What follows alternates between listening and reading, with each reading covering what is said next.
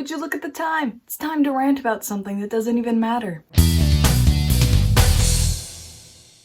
Hey, it is the last video of 2020, which is crazy. Ignore the dirt on my face. Tomorrow I'm burying a body. So yeah, this is gonna be our final video of 2020, and I'm closing out the year by ranting about something that literally no one cares about except for me.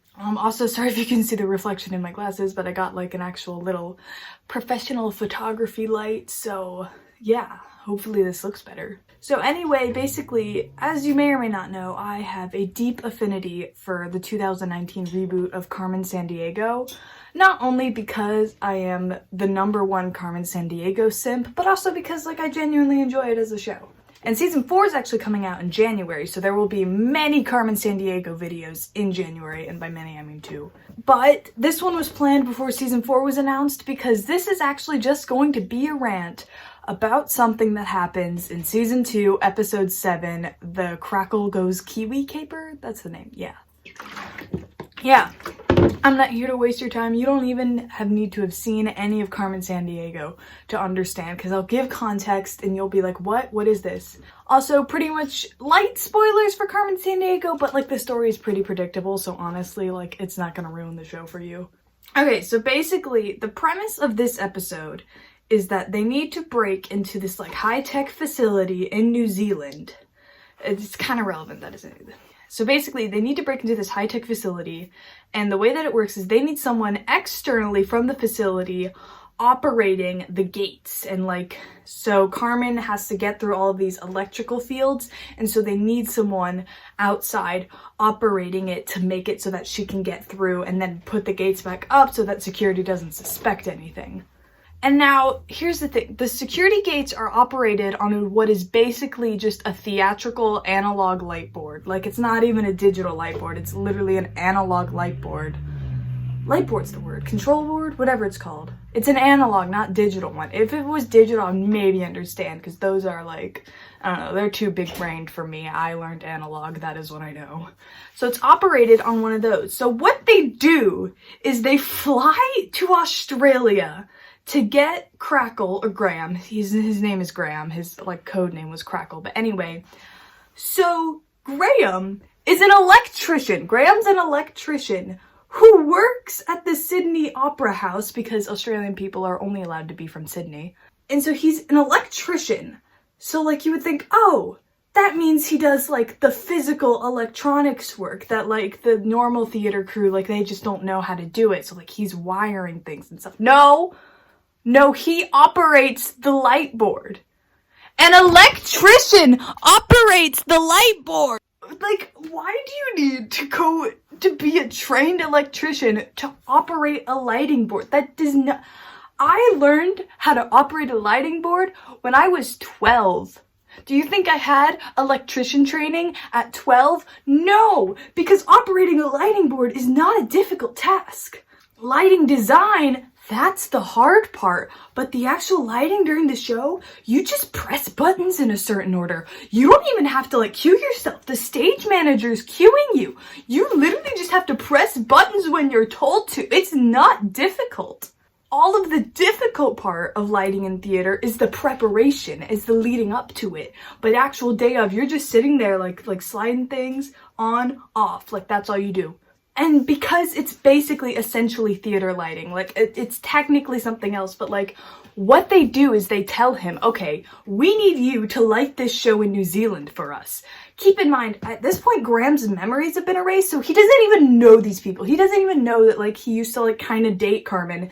He just knows that this is some charity woman being light this show for us.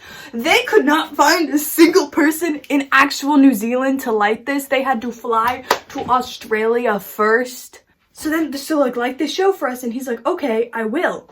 And so basically, they sit him down and they have a recording of a show with the exact lighting cues that he needs to do to unlock the gates. So he thinks he's lighting the show, but it is just a show.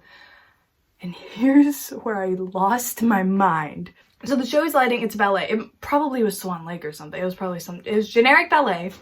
What it is the ballerinas are moving across the stage. Oh, I don't like this light, making a shadow. we'll see how this light works out. Anyway, so the ballerinas are moving across the stage. They're just moving across the stage, doing their ballet, but they're moving across the stage. And do you know what this... So they're moving across the stage. And as they're moving across the stage, Graham is sliding down the lights of the parts of the stage that they're not on. So he is only lighting the stage as they're moving onto it, not with a follow spot, with the actual like slidey bit lights. He's not like moving a light with his hands. He is sliding up and down the lights as they move across the stage. You don't do that. You don't do that. You don't do that. I'm literally doing lighting design for my A level. Like, this is driving me insane. If you have a group of actors, or in this case dancers, moving across the stage, you don't just like really difficultly like light that. You just light the whole stage. And yeah, when they move to the other side of the stage, nothing's happening here, but you just still have lights here, so that when they move back, they don't have to rely on you lighting them first. That's the thing. In lighting design, like, you always light it so that, like, you don't have to do extra steps. Like, you light it so that, all right, we're gonna have the whole stage lit because everyone's moving around, so we don't have to light the stage at different times. The only time in which you would not light a part of the stage, like, normally the whole stage is lit anyway. The only time you wouldn't have a whole stage lit, like, obviously it might not be lit fully, but, like, the only time you don't light up the entire stage is to indicate a small space, or for, like, some sort of, like, technical, like, not technical, like, artistic, like, ooh, look at this, we're gonna light this part and this part, like a cell block tango type thing, wow. And you know what I mean? They're just moving, and he's, like, and, like, I get why he's doing it, because he needs to slide the sliders down as Carmen's, like going through these like electrical gates, but like in the context of the theater, no. But like, this is the biggest pet peeve. He's not doing any electrical work. He's just sliding things. And like Zach and Ivy, they weren't even on the mission. I'm pretty sure they were just lookout. I don't think that they were there. I didn't rewatch the episode for this video because like I'm just so enraged that I already knew. But like, Zach and Ivy couldn't have done it? Like, they're not that smart, but, like, they're smart enough to just do this. Like, it's just sliders. You're just sliding things. It's not a difficult job. Like, you're telling me that they couldn't find just a single theater kid in all of New Zealand who knew how to operate a lighting board? Not a single one. They had to fly all the way to Sydney to pick up their electrician friend, who isn't even friends with them. It's a one-way thing. He got his memory wiped. And like the worst part is they don't want to bring Graham on the mission because they're afraid that him being on the mission could like redo his memory and then he'll want to kill Carmen because they got like a bit of a thing. And so they're like, we can't take Graham on this mission. It's bad for him if he remembers. It's honestly for the best that he forgets and he's not part of this anymore. But they take him anyway because for some reason, like, he is the only person in like all of Oceania who knows how to work a lighting board. This is how I know no theater kid at all was involved with the production of Carmen Sandiego whatsoever. Like, no one in that writer's room was like, hey, I did like one theater show in high school and this isn't how lighting works. No one did that. Or maybe they were all just actors. Fuck actors. It just pains me. It pains me so much because it's literally like an episode about theater lighting, which is like one of my biggest passions in theater, and it just crushes it. It just ruins it. And I know no one cares about this. I know no one watched that episode and was as enraged as I was. But you know what? This is my YouTube channel. I get to complain about what I want. Has the light changed? I feel like the light changed. Maybe I'm just staring at it and I'm going blind. It's a really bright light. It's like so bright. Like it's wow. So yeah, the whole episode's stupid. It's stupid and I hate it. I hate that episode with a burning, fiery passion. Follow my Twitch.